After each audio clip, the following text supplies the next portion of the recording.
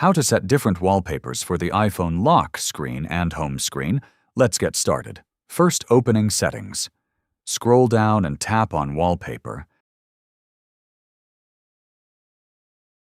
Then select Add New Wallpaper.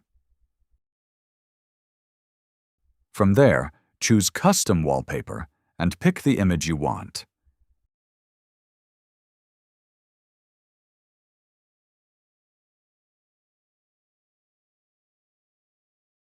You can adjust the clock style if needed, then tap Add.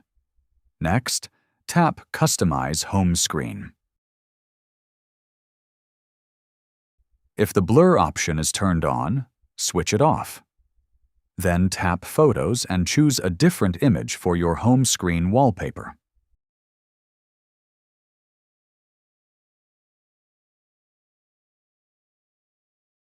After selecting it, adjust it as desired and tap Done. Finally, tap Done again to save the changes. Now lock your phone and check the result.